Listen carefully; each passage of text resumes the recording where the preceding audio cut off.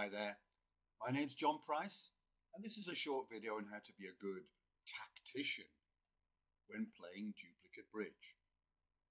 I've got 4 pieces of advice, and at the very top of my list, I've got this.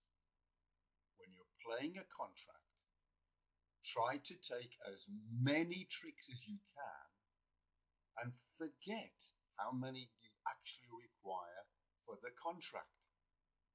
Let me explain. If you're in a contract of 2 spades, then that says you've got to get 8 tricks. And when you first learn to play bridge, that means getting 8 tricks. And once you've done that, then you can sit back and relax. Maybe you might look around for an extra trick then, but it's not that important. You've got your contract. But in duplicate bridge, it is important. So many people, when they start playing duplicate bridge, get their contract, but when they look at the scores, they find that they don't win many match points, and they can't get their head around it. It's because all the other players have seen the 8 tricks that they need to get, but then they've been looking around for any extra tricks, and they started that looking right at the beginning of the contract, not after getting the 8 tricks.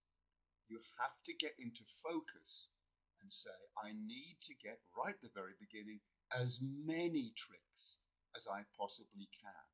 If there's a slim chance of just making that 9th one, but it requires some preparation, then plan for it right at the beginning. Second piece of advice.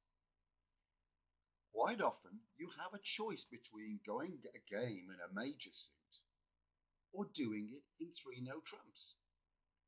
Now, 3 no trumps only requires you to get 9 tricks. A game in 4 hearts, you need to get 10 tricks. Now, you'd score extra points, but only a mere 20 extra points. So surely 3 no trumps is the best contract.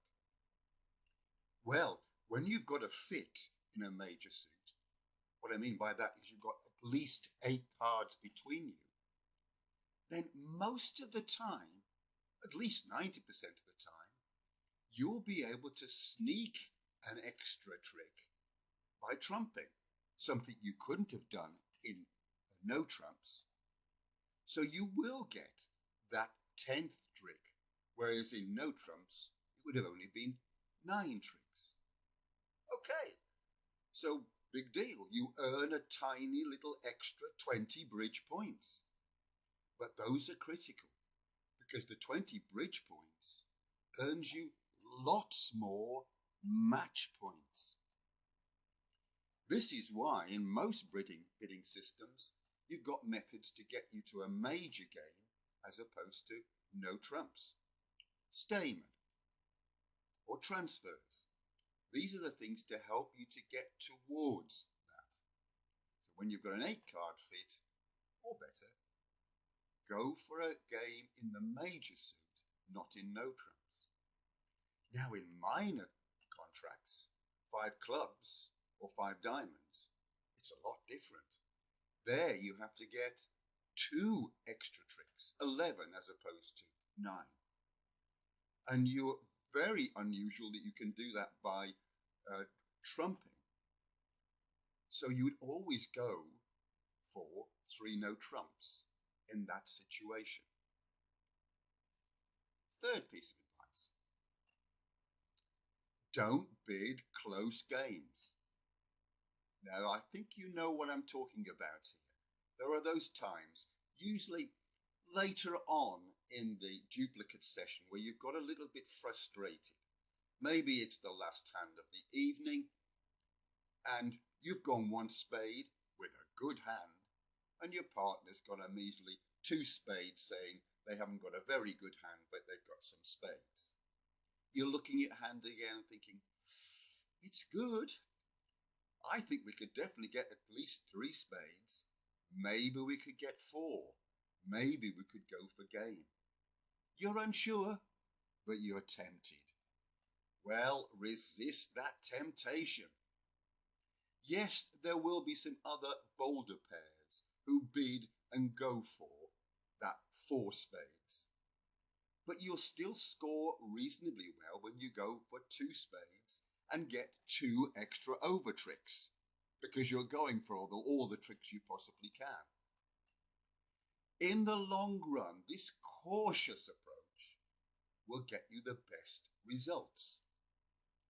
Now, I'm not talking about those times when you're looking at your hand and you know that you're going to get four spades. You've got 26 points or more, or you've used the losing count trick, and that tells you, yeah, we're definitely going to go.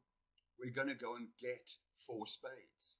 Yet for some reason, people still will go three spades and give their partner the chance to go four spades themselves. And that's not being cautious. That's being cowardly and avoiding making that final decision. That's different. But you know when you're being that little bit over ambitious. You're just hoping that your partner has got the top of the range in his suit, and you're hoping that the cards are laid in the right sort of way for you. Don't take that risk. In the long run, this method will be the best for you. And finally, have you ever noticed when you're playing duplicate bridge that the vulnerability or not of each pairs is changing all the while? If for each hand you have to look to see whether you're vulnerable or not. Now, this last piece of advice says this: when the opponents are vulnerable, usually indicated by a red colour, and you're not vulnerable, usually with a green colour, then that's the time to be, shall I say, a little more frisky with your bidding, and you could make a sacrifice bid that will earn you lots of match points. Let's think of an example. Let's say your partner opened 3 clubs. That's weak. She's got at least 7 clubs and a maximum of 9 points. The opposition isn't put off. The next player does a take-out double. And you're looking at your hand. And it's a dreadful hand of 3 points. Now, your partner's got a maximum of 9 and you've got 3. This is clearly bad news. The opposition have got 28 points at least, and it could well be more. They're sure to find a game from somewhere, and there might even be a slam available if they have time to investigate. So what are you going to do? Well, you've only got 3 points, but you happen to have 3 extra clubs.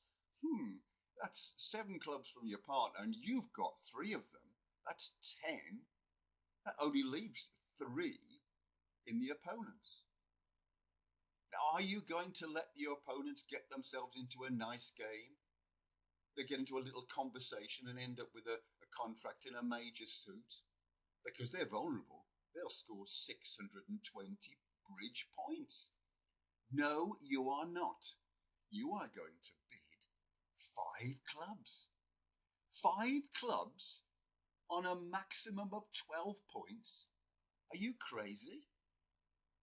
Look, occasionally you don't even get doubled. The opposition is so surprised that you've taken it on so quickly that if you took no tricks at all, nothing, you'd go 11 down, then the opponents would still only get 550 points. Look at the difference. Getting their game, they would have earned 620. Putting you 11 down earns them a mere 550 points. They probably won't get any match points at all. You'll win them all, and that's good. More likely, you're going to get doubled. But even then, you can still happily go 3 down. the opponents will only earn 500 bridge points from that, and you'll score a near top for the hand. Now, it's true that just occasionally you'll go down more than 3, and you'll score a bottom because you get a horrible score. But it'll only be occasionally, and in the long run, such sacrifices pay off. Okay, in summary, it's because of the scoring, the different scoring in duplicate bridge, that you get very different tactics. It's different to rubber, Chicago, and team bridge, and so requires different tactics. Quite often, I feel intermediate bridge players just stop progressing when they've moved to duplicate bridge because they can't take on board the new type of scoring.